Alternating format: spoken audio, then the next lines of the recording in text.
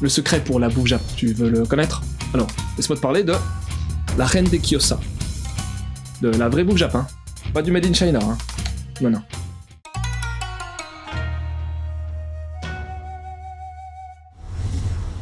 Histoire.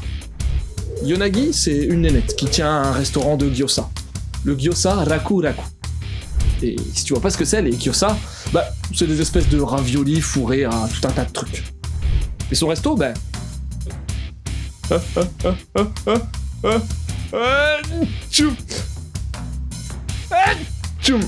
Et son resto, ben, il est pas bien grand et y a pas grand monde qui y vient.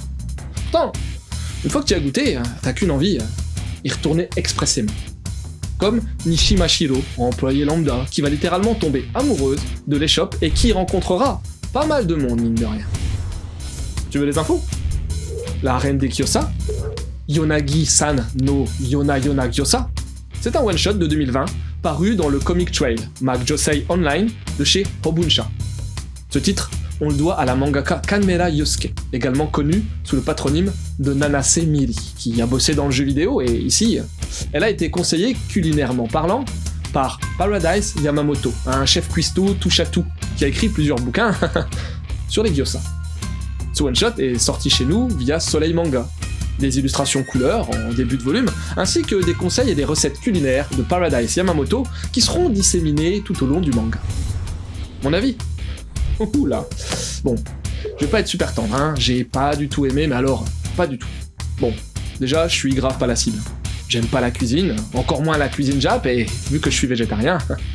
Bref, mauvaise pioche, je dirais. Mais bon, j'ai déjà adoré certains titres culinaires, alors... Ouais, mais... pas celui-là. Déjà, le format court one-shot est mal maîtrisé. On essaie de développer la cuistot, la cliente principale, et même d'autres clients en une centaine de pages. Le tout avec une grosse partie traitant des gyoza, tu t'en doutes. Je trouvais ça fouillis, pas intéressant et beaucoup trop pointu pour moi. T'as un aspect too much à la Mr. Hajiko qui m'a pas touché non plus. Non, seul le dessin a grave de la gueule et est super précis, rendant bien hommage à la bouffe. C'est bien simple, j'ai même pas terminé le one-shot. Un manga que j'ai trouvé fort dispensable, sauf si, bien entendu, t'es hyper fan de gyoza. Mais à ce moment-là, autant prendre un vrai bouquin spécialisé, non? Quelques conseils? Mr. Hajiko, ou quand la cuisine est fantasmée à son paroxysme. Today's Burger, sorti à peu près en même temps que La Reine des Gyoza, et que je tenterai de chroniquer sous peu. Je dis bien tenterai. Et Gourmet Détective, avec de la bouffe, mais aussi un fond de polar. Et voilà, c'est terminé pour aujourd'hui, j'espère que cette petite vidéo t'aura donné envie de lire La Reine des Gyoza. Sur ce, je te laisse, et surtout, continue de suivre la voie du manga.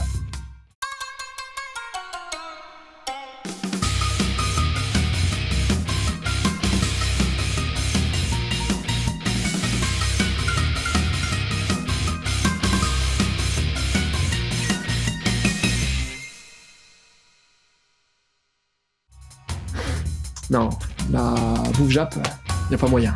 Déjà, trop de poissons et d'algues, hein. Hyper salé, et même le riz je le trouve pas top, ouais. Trop collant. Heureusement qu'ils ont des kitekato matcha, hein, sinon...